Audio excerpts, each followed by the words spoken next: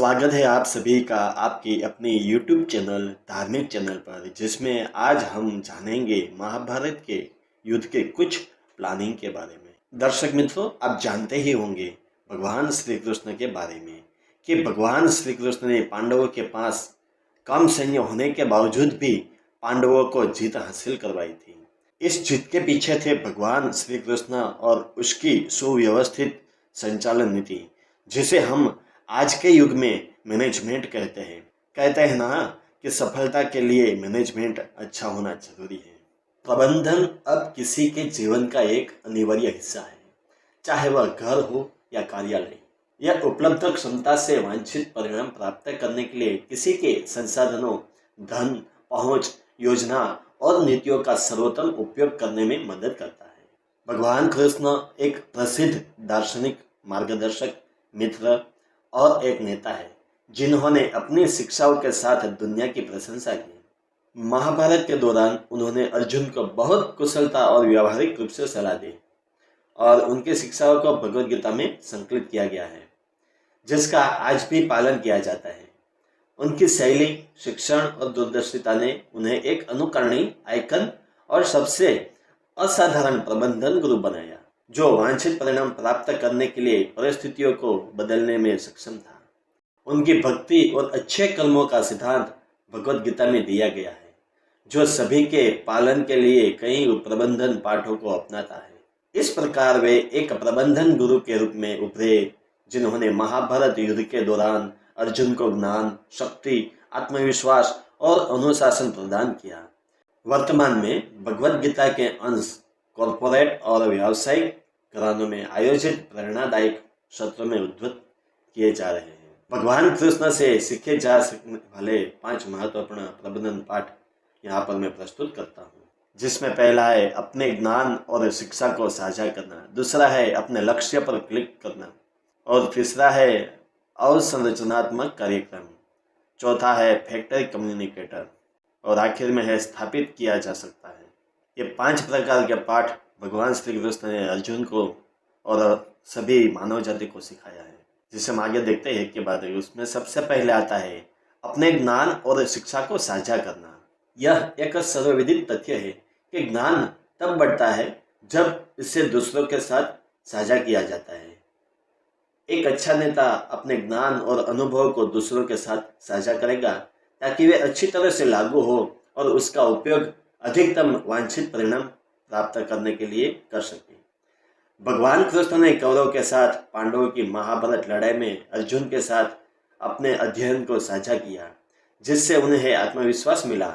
इसलिए पराक्रमी कौरवों ने सेना को हरा दिया। दूसरा पाठ है अपने लक्ष्य पर क्लिक करना। सफलता की कुंजी निर्धारित लक्ष्य और उन्हें प्राप्त करने के तरीके हैं। इसलिए प्रबंधक को आगे बढ़ने के लिए एक विशिष्ट लक्ष्य की पहचान करनी चाहिए और इसे पूरा करने के लिए एक निर्धारित रास्ते का पालन करना चाहिए। इसी तरह भगवान कृष्ण के जीवन के लिए 3 ठोस लक्ष्य थे, अर्थात पहला था दूसरों के कल्याण के लिए काम करना, दूसरा था बुराई से लड़ो और उसे नष्ट करो, और तीसरा था समाज में अच्छे सिद्धांतों को स्थापित करना और उन्हें मजबूत करना। उन्होंने आगे कहा कि किसी को भी लक्ष्य का पालन करते हुए परेशान नहीं होना चाहिए। इसलिए एक अच्छे नेता को भगवान कृष्ण की मूर्ति के सामने नियमित रूप से प्रार्थना करनी चाहिए और अपने लक्ष्यों को प्राप्त करने के लिए दिए गए सिद्धांतों का पालन करना चाहिए। अब हम तीसरा पाठ देखते हैं, अवसंरचनात्मक कार्यक्रम। किसी भी उद्यम या जीवन में सफल होने के लिए एक रणनीति होनी चाहिए जो दूसरे को लाभ पहुंचाए और निर्धारित लक्ष्यों को प्राप्त करने में मदद करे। भगवान कृष्ण ने ऐसी रणनीतियों का उपयोग किया है जो जीवन की हर समस्या को कई कठिनाइयों के बिना हल करती है। वह इस कौशल में बहुत कुशल थे और उन्होंने अपने कार्यों की योजना इस तरह बनाई कि उन्हें जीवन में हमेशा सफलता मिले।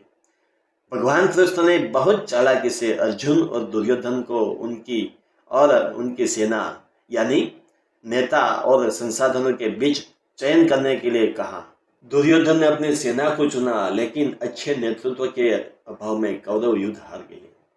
इस प्रकार उनकी नियोजित कार्यवाही से पांडवों को अपनी छोटी सेना के साथ कौरवों के खिलाफ एक सेना मिल गई, इसलिए व्यवसाय और रणनीतिक योजना के लाभों को पुनः प्राप्त करने के लिए प्रत्येक व्यवसायी को अपने कार्य डेस्क पर कृष्ण की एक कांस्य मूर्ति रखनी चाहिए और भगवान से प्रार्थना करके अपने दिन की शुरुआत करनी चाहिए। चौथा पाठ है फैक्ट्री कम्युनिकेटर।